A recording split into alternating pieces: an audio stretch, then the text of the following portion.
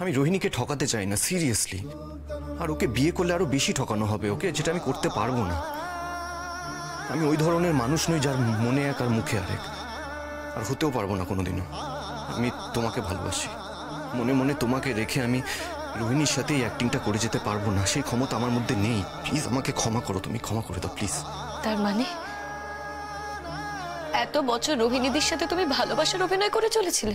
সেটা হয়তো অভিনয় ছিল না, কিন্তু তখন আমার কাছে ভালোবাসার একটা আলাদা মানে ছিল। আর তোমাকে দেখার পর ভালোবাসার মানেটা আমি বুঝতে শিখেছি। দেখো জস্তা, আমি কিন্তু তোমাকে একটা কথা পরিষ্কারভাবে বলছি। তুমি চেয়েছিলে বলেই আমি এ বাড়িতে এসেছি, তুমি জোর করেছিলে বলেই আমি তোমার বাড়িতে থাকতে রাজি হয়েছি। আর আজ আমি তোমার বাড়িতে আছি বলে তুমি কিন্তু তার সুযোগ নিও না। হোয়াট? কি বললে তুমি? আমি ঠিকই বলছি তোমাকে, এটা সুযোগ নেওয়া বলেন না। এই তো তোমাদের রেজিস্ট্রি হলো, 15 দিন বাদে তোমাদের বিয়ে, আর আজ তুমি এসব কথা বলছো। স্যার, রোহিণীদির মনের অবস্থাটা ভেবে দেখেছো? রোহিণীদি যে রিয়াক্ট করে তার তো একটা কারণ আছে। রোহিণীদি তো আর এমনি এমনি রিয়াক্ট করে না, আর আমি জানি তার কারণ আমি সেটা মেনে নিয়েছি, তুমিও সেটা মেনে নাও। রোহিণীদিকে ঠকিও না। রোহিণীকে বিয়ে করলে ওকে ঠকানো হবে না? তুমি তো জানো আমি তোমাকে ভালোবাসি। তার মানে এতদিন তুমি রোহিণীদিকে ভালোবাসোনি বলছো? বললাম যে এখন হয়তো ভালোবাসার মানেটা আমার কাছে আলাদা হয়ে গেছে। দেখো, আমাকে না এসব কথা বলো না, আমাকে এসব কথা বলে কোনো লাভ নেই। আমি কিন্তু সোজা আমার গ্রামে চলে যাবো, গ্রামে গিয়ে আমি আমার আব্বুকে বলবো যে আব্বু, আমি যে এই বিয়ে ভেঙে চলে এসেছি, আমাকে সেই লোকটার সাথে বিয়ে দাও। শবনম, তাহলে আজ আমাকে ছুঁয়ে প্রতিজ্ঞা করো, আর কখনো তুমি এমন কথা বলবে না। কি হলো? ছৌ আমাকে। আমি যাকে ভালোবাসি সে প্রথম আমাকে তাকে স্পর্শ করার অধিকার দিচ্ছে। সে নিজের মুখে বলছে আমাকে ছৌ, অথচ ছোঁয়ার পর এমন একটা কথা বলতে হবে যে কথাটা বলতে আমার বুক ফেটে যাবে। শবনম, আমি কিন্তু অপেক্ষা করছি জস্তা। আজ তোমার আমাকে ছুঁয়ে প্রতিজ্ঞা করতেই হবে, তুমি কখনো রোহিণীদির সাথে কোনো অবিচার করবে না। দেখো জস্তা, ভালোবাসা অনেক রকমের হয়। আমি জানি তুমি আমার মঙ্গলাকাঙ্ক্ষী, আমিও তোমার মঙ্গল চাই। এটাও তো এক রকমের ভালোবাসা। সব ভালোবাসা তো বিয়েতে পৌঁছায় না জস্তা। দেখো জস্তা, যে ভালোবাসা অন্য কারোর ক্ষতি করে দেয় সেই ভালোবাসাকে কিন্তু আমি ভালোবাসা বলে মনে করি না। শবনম। হ্যাঁ জস্তা, আজ যদি তুমি রোহিণীদিকে বিয়ে না করো, রোহিণীদির কিন্তু অনেক বড় ক্ষতি হয়ে যাবে। রোহিণীদি তো রোহিণীদির মতোই, রোহিণীদি তো এমনই ছিল। তুমি তো সব জেনে রোহিণীদিকে ভালোবেসেছিলে, তাহলে আজ হঠাৎ আমাকে দেখার পর রোহিণীদি তোমার কাছে খারাপ হয়ে গেল জস্তা। আর তার জন্য তো রোহিণীদি দায়ী নয়। সবসময় সবকিছু যুক্তি তর্ক দিয়ে হয় না শবনম। যুক্তি তর্ক দিয়ে যে সম্পর্ক এগোয় তাতে আবেগ থাকে, আর আবেগ থাকা সম্পর্ক বেশি দিন এগোয় না, কারণ তাতে বুদ্ধির প্রয়োজন হয় জস্তা। শবনম, আমি যা বলছি ঠিক বলছি। ঠিক বলছো? তার মানে তুমি আমাকে একটা চরম শাস্তি দিতে চাইছো, তাই না? আজকের দিনে দাঁড়িয়ে যদি আমি রোহিণীর সাথে বিয়ে করি, ওর সাথে যদি আমি সংসার করি, তাহলে আমি আমার জীবনের সব থেকে বড় কষ্টটাকে ডেকে আনবো। ভালোবাসা যে সবসময় আনন্দ দেয় না জস্তা,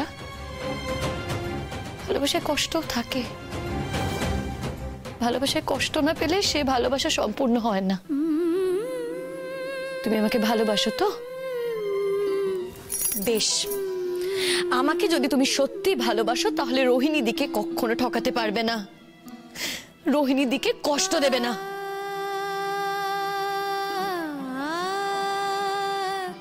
ঠিক আছে, ঠিক আছে, আমি রোহিণীদির সাথে বিয়ে করব, ওর সাথে আমি সংসার করব, কিন্তু তুমি সেসব চোখের সামনে দেখতে পারবে তো? খারাপ লাগবে না তো তোমার? না, খারাপ লাগবে না, কারণ আমি প্রথম থেকেই জানি যে তুমি আর রোহিণীদি স্বামী স্ত্রী হবে। মিথ্যে কথা বলছো তুমি শবনম, ইউ আর লাইং। আমাদের দেখা আজকে হয়নি, অনেক বছর আগে তোমার শৈশবে আমার কৈশোরে আমাদের দেখা হয়েছিল, যখন আমরা বর বউ সেজে সংসার খেলতাম। এসব কথা বাদ দাও। না, বাদ দেবো না, কারণ এটাই সত্যি। তখনই আমাদের দেখা হয়েছিল। সে দেখা হতো রেস্টুরেন্টে কোনো লাভ নেই। কি হবে সেই দেখা হওয়ার নিয়ে কথা বলে? দেখো জস্তা, তারপর আমি যখন তোমায় বড় হয়ে দেখলাম তখন আমি রোহিণীদির কথাও জানলাম। আজ আমার জন্য সবকিছু তছনছ হয়ে যাবে, আমার জন্য সবকিছু শেষ হয়ে যাবে। না জস্তা, আমি এত বড় ক্ষতি করতে পারবো না, আমাকে মাফ করো। ঠিক আছে, ঠিক আছে, তুমি যা চাইছো তাই হবে। কিন্তু আমি যখন আমার জীবনের এত বড় একটা স্যাক্রিফাইস করছি, তোমাকেও একটা কথা দিতে হবে আমাকে। সে কথা যদি রাখা সম্ভব হয় আমি নিশ্চয়ই সে কথা রাখবো।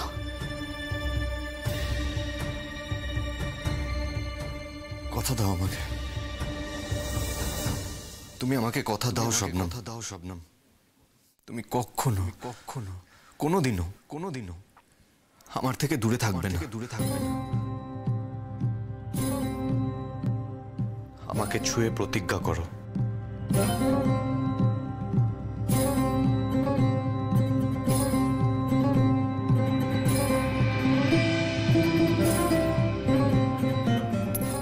আমি কখনো তোমার কাছ থেকে দূরে যাব না, আর যদি কখনো দূরেও চলে যাই তোমাকে কখনো ভুলবো না। না, তোমার আমাকে ছুঁয়ে এটা প্রতিজ্ঞা করতে হবে যে তুমি আমার চোখের আড়ালে যাবে না। পাগলামো করছো কি তুমি? আমি কোনো পাগলামো করছি না, যেটা বলেছি একদম ঠিক কথাই বলেছি। আমার ইমোশন যদি তোমার পাগলামো বলে মনে হয়ে থাকে তাহলে আমার কিচ্ছু করার নেই। অনেক রাত হয়েছে, এবারে তুমি ঘরে যাও। না, আমি যাব না ঘরে। আগে তুমি আমাকে ছুঁয়ে বলো যে তুমি আমাকে ছেড়ে কোথাও যাবে না। ছুঁয়ো আমাকে।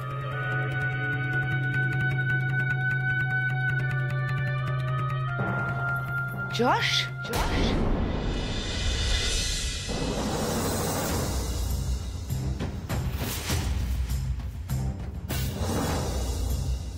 কি ব্যাপার যশ, তুমি এত রাতে এখানে? হোয়াটস রং ইন ইট? আমি তো বাড়িতেই আছি, বাড়ির বাইরে তো কোথাও যাইনি। আমি শুধু জিজ্ঞেস করতে এসেছিলাম যে ওর কোনো অসুবিধা হচ্ছে নাকি, সেটাই জানতে চেয়েছিলাম। শাট আপ, শাট আপ যশ। মাত্র 2 দিন আগে রোহিণীর সাথে তোমার রেজিস্ট্রি হয়ে গেছে, আর কয়েকটা দিন পরেই তোমাদের আনুষ্ঠানিক বিয়ে। একটা মেয়ের জীবনের সঙ্গে তুমি নিজের জীবনটা বাঁধতে চলেছো, তারপরে তোমার কি ধরনের ব্যবহার? কি বলতে চাইছো তুমি মা? আমি তো আমার নিজের চোখকে অবিশ্বাস করতে পারি না, তাই না? আর শোনো, তুমি আমার ছেলেকে ছুঁয়ে কি বলতে চাইছিলে? তোমার লজ্জা করে না? নির্লজ্জ বেহায়া একটা বিয়ে ভেঙে এসে এখন আমার ছেলের জীবনটা নষ্ট করতে এসছো? আন্টি, আমি কখনো এমন কিছু করব না যেখানে জস্তার ক্ষতি হয়। এটুকু বিশ্বাস করুন আমাকে। আমি তেমন মেয়ে নই আন্টি। ঠিক, একদম ঠিক বলেছো। তোমরা সেরকম মেয়ে তো নই। কত টাকা চাই তোমার? কত টাকা চাই বলো তো? আন্টি, মা, you are crossing your limit now. Please don't do this. তুমি কাকে টাকার কথা বলছো?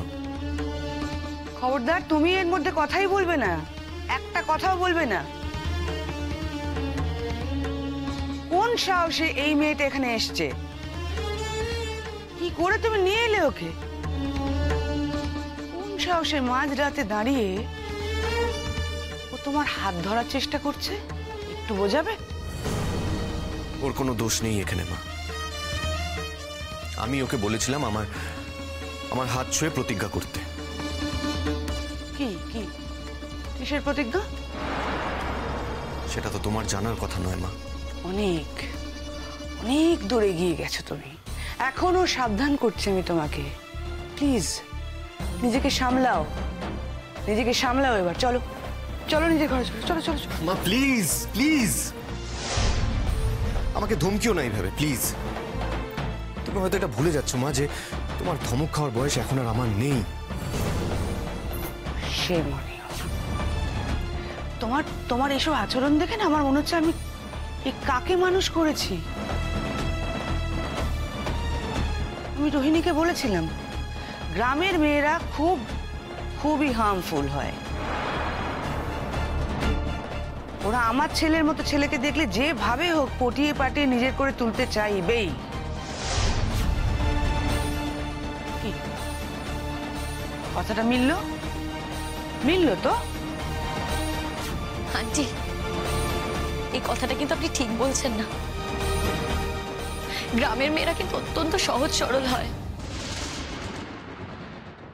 গ্রামের মেয়েরা কিন্তু অত্যন্ত সহজ সরল হয়। তারা কখনো কারোর ক্ষতি করে না। নিজের ক্ষতি হবে জেনেও তারা ক্ষতির আগুন থেকে অন্যকে বাঁচায়। আর এটা আমি সারা জীবন আপনাকে প্রমাণ দেব আন্টি। একদিন আপনি আপনার কথা ফিরিয়ে নেবেন। আন্টি, আমি এই বাড়িতে কাজ করার বিনিময়ে আপনার কাছে থাকার প্রার্থনা করেছি। তার মানে কিন্তু এই নয় আপনি যখন তখন গ্রামের মেয়েদের তকমা টেনে আমাকে অপমান করবেন।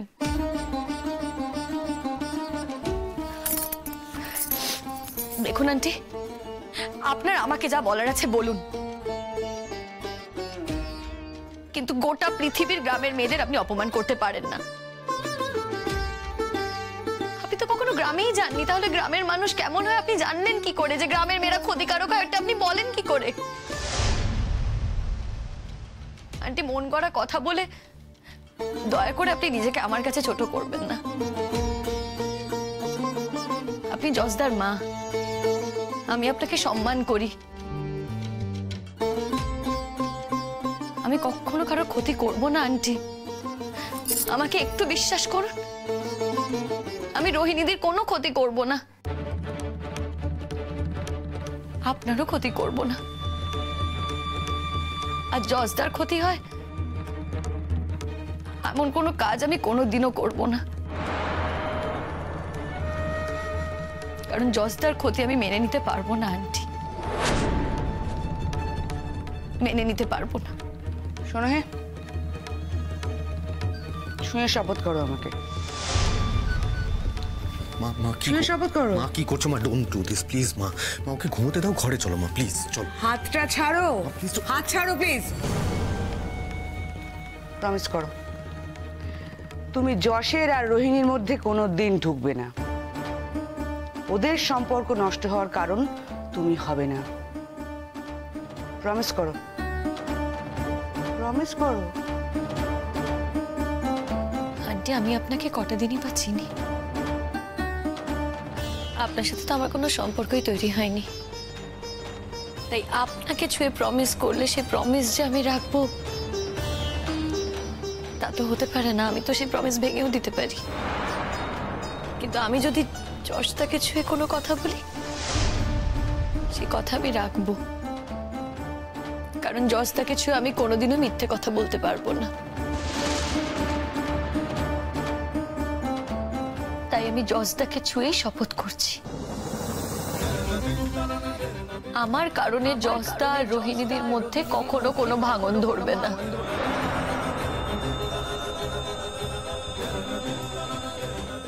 আমার জন্য ওদের দুজনের, আপনাদের পরিবারের কোনো ক্ষতি হবে না।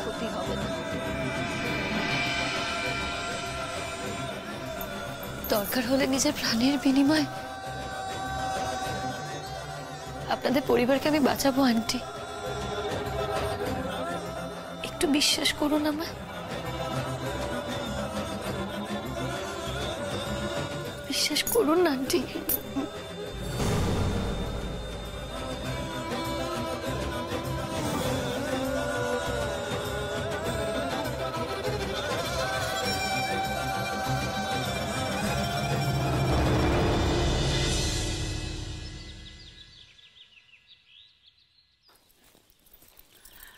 এই তো ফুলকাকি, এ নাও তোমার চা। কৌশল্যা আসেনি? আসবেন না। হ্যাঁ, একটু আগে ফোন করেছিলাম, এতক্ষণ আসছে না দেখে তা উনি জানালেন যে ওর ছেলের জ্বর হয়েছে, তাই তিনি আজ কাজে আসবেন না। এবার ওকে জবাব দিতে হবে। সব সময় 4-5 দিনের বাহানা। পোষাচ্ছে না রে কি?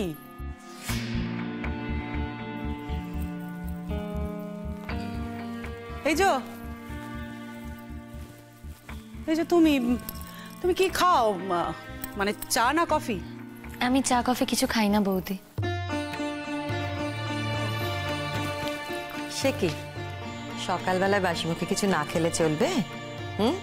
কিছু তো খেতেই হবে। তোমার কলেজ কখন? আমার বেরোতে বেরোতে 11টা। ওকে। তুমি যে বলেছিলে তুমি সংসারের সব কাজ করতে পারো, তুমি যদি 11টার সময় কলেজ চলে যাও, কাজকর্ম করবে কে?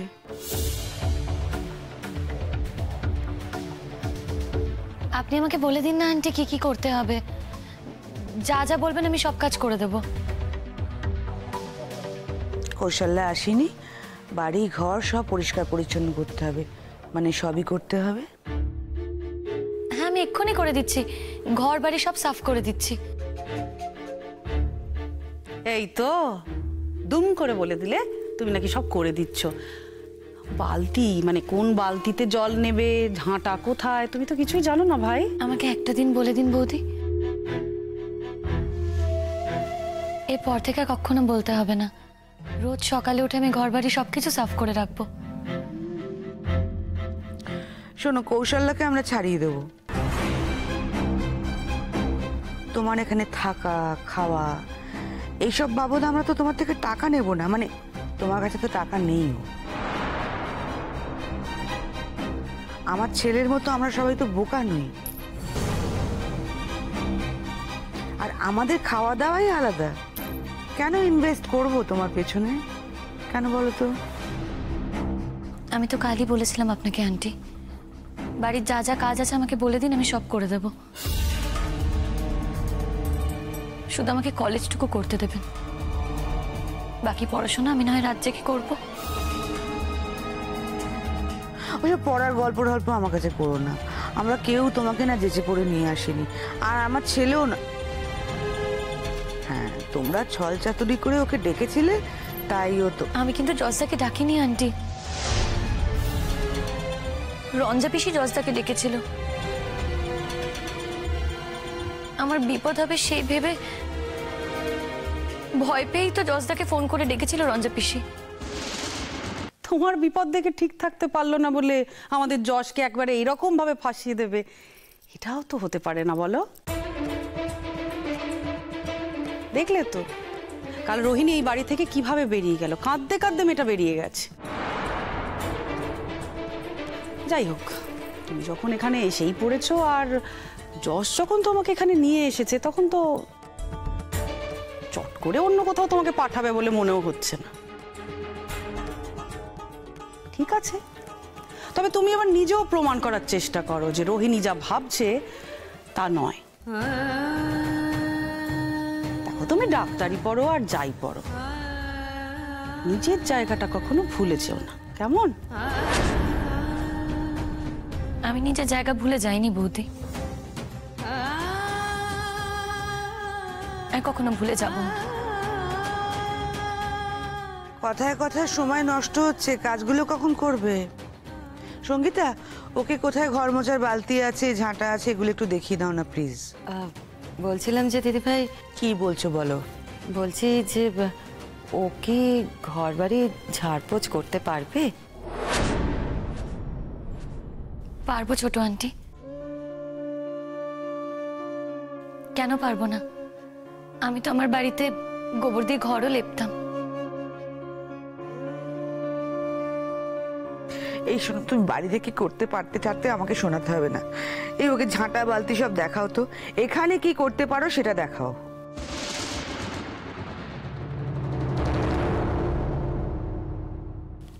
এসো আমার সাথে।